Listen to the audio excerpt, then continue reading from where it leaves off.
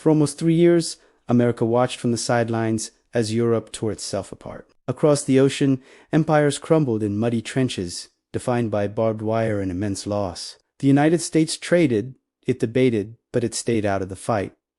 Then, staying neutral was no longer an option. In May 1915, a British ocean liner, the RMS Lusitania, was sunk off the coast of Ireland. It wasn't a warship. It carried families, civilians, and children. Among the nearly 1,200 lives lost were 128 Americans. Germany claimed it was a warning, but for many in the U.S., it was a declaration written in blood. Yet, America still held back. The true breaking point came in January 1917.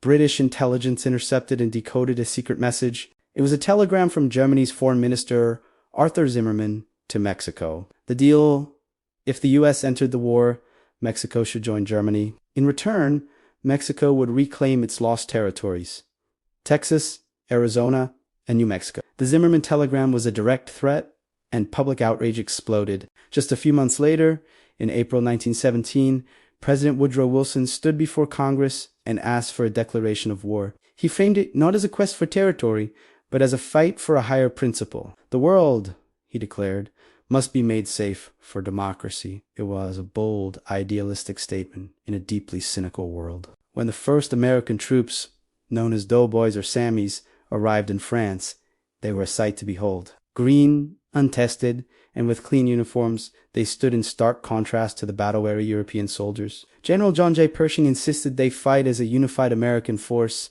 not just as replacements for the French and British. He wanted America's contribution to be seen and felt. And it was. In the summer and fall of 1918, American forces were thrust into some of the war's fiercest battles. At Belleau Wood, U.S. Marines famously halted a German offensive, though at a terrible cost. Then came the Meuse-Argonne Offensive, the largest battle in American history, where over 1 million U.S. soldiers pushed through heavily fortified German lines. Among these soldiers were the Harlem Hellfighters, an all-black regiment that faced discrimination at home but earned widespread praise and medals from the French for their incredible bravery. They spent more consecutive days in combat than any other American unit. By November 1918, the German war machine was broken. An armistice was signed, and the guns finally fell silent. America had entered the war late, but its impact was decisive. It had tipped the scales and helped end the conflict. The nation came home with a new sense of power, believing it had saved the old world. What it didn't realize yet was that it had also inherited a new set of global responsibilities and that from now on, stepping away would never be so simple again.